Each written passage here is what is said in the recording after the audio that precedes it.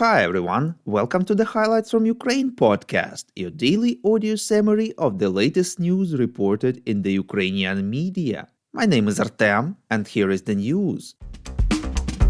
For 414 days, Ukraine stands strong against the forces of the Russian invasion. President of Ukraine Volodymyr Zelensky announced that April 13th, the anniversary of the destruction of the Russian cruiser Moskva, will be celebrated as the day of the military-industrial complex of Ukraine, reports Suspilne.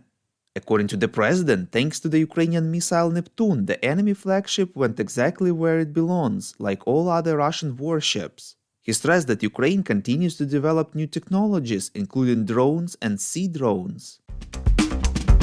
The president of Ukraine informed in his video address that he held a meeting of the military cabinet. He stressed that Ukraine continues preparing its warriors and is very much looking forward to the delivery of weapons promised by its partners. The Washington Post informs that according to the classified US defense materials that leaked online recently, the war between Ukraine and Russia is expected to last until 2024, with neither side winning but both refusing to negotiate an end to the conflict, reports Ukrainska Pravda. The media notes that even if Ukraine regains significant territories and inflicts significant losses on Russian troops, which according to US intelligence is unlikely, the country's gains will not lead to peace talks. The assessment based on a thorough US study of the number of troops, weapons and equipment on each side could encourage critics of the war who have called on major powers such as the United States and China to push Kyiv and Moscow to resolve and end the conflict, believes Washington Post. The US assessment says that the year will end with only minor territorial gains for both sides as a result of insufficient troops and supplies for effective operations. For the Ukrainian side, a war of attrition will lead to disappointment within the country and criticism of the way the war is being conducted, which will increase the likelihood of a change of leadership, the document says. The stalemate will also lead to Ukraine announcing full mobilization of the population, the document predicts. Politico informs that Ukraine is disappointed by the US assessment of the future counteroffensive, which says that Kyiv will be able to get modest territorial gains, reports European Pravda. This estimate was in the leaked secret US defense files. Ukrainian officials believe that the US once again underestimates the capabilities of the armed forces. Thus, a person who is in contact with high-ranking officials in Kyiv stated that the same people who said that Kyiv would fall in 3 days are now putting out harmful and equally ridiculous information on the eve of an offensive that is critically important for the entire free world. Representative of the Ministry of Defense of Ukraine said that the forecasts about Ukraine's chances do not correspond to reality.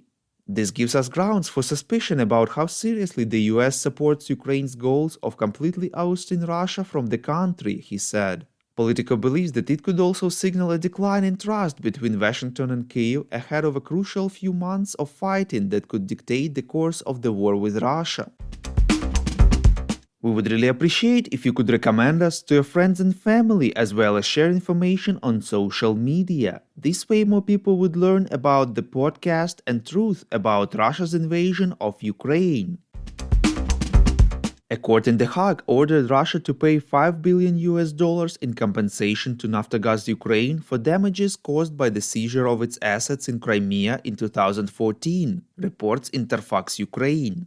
Naftogaz is the largest national oil and gas company of Ukraine. According to the Naftogaz head Oleksiy Chernyshev, arbitration awards can be executed through an enforcement mechanism. Therefore, if Russia refuses to voluntarily execute the decision, Naftogaz has the right to initiate enforcement in the territory of those states where Russian assets are.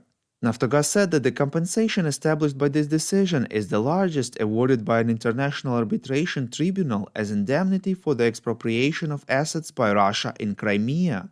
The court found that compensation should be equal to the fair market value of Naftogaz assets before expropriation. In addition, the court ruled that Russia must reimburse Naftogaz for costs associated with the arbitration proceedings.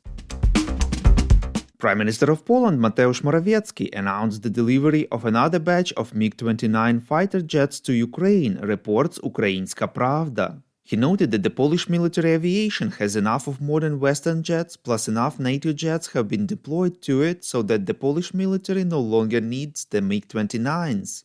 The head of the Polish government did not specify the number of aircraft that will be included in the new batch and the terms of their delivery. Earlier, it has been reported that Berlin agreed to Poland's request to deliver MiG-29 fighter jets that Warsaw received from East Germany's stockpiles to Ukraine. The UK is ready to provide Ukraine with an additional $500 million in credit guarantees, bringing the total amount to $1 billion this year, reports Ekonomiczna Pravda. According to British Finance Minister Jeremy Hunt, the British loan guarantees were important for the signing of a broader 4-year package of support for Ukraine issued by the IMF in the amount of $15.6 billion. London has so far pledged a total of $8.1 billion in support to Ukraine since Russia invaded in February 2022, and the latest loan guarantees will help fund Ukrainian public services, such as schools and hospitals. Switzerland plans to provide long-term support and intends to allocate at least $1.7 billion more for Ukraine until 2028, reports LBUA. Swiss Foreign Minister Ignacio Cassis noted that the support is to be provided as part of the international cooperation strategy for 2025 to 2028. Japan plans to allocate $3.5 billion of direct budget support to Ukraine during 2023. These funds will help finance social and humanitarian spending, reports Interfax Ukraine. Representatives of the Ministry of Finance of Japan also expressed their readiness to support Ukraine in the reconstruction, in particular through potential joint projects with the Japan International Cooperation Agency. Time included Olena Zelenska, the First Lady of Ukraine, and Alexandra Matviichuk, Nobel Prize laureate and human rights activist, in the list of the 100 most influential people in the world in 2023, reports Voice of America. Zelenska and Matviichuk are represented in the leaders category. Introducing Zelenska, Jill Biden, the US First Lady, says that Olena Zelenska didn't expect to become a warrior for the people of Ukraine, but she has answered this call with selfless courage. Alexandra Matviichuk is the head of the Center for Civil Liberties, a human rights organization based in Kyiv that, among other activities, is also actively engaged in documenting Russia's war crimes. The Highlights from Ukraine podcast is a commercial initiative of just two people, and we need your help to grow. Share information about the podcast, rate us in the app, subscribe to our Patreon. With your support, we are getting better. We call on you to demand from governments of your countries to impose the toughest sanctions possible on Russia and its citizens to stop their invasion of Ukraine.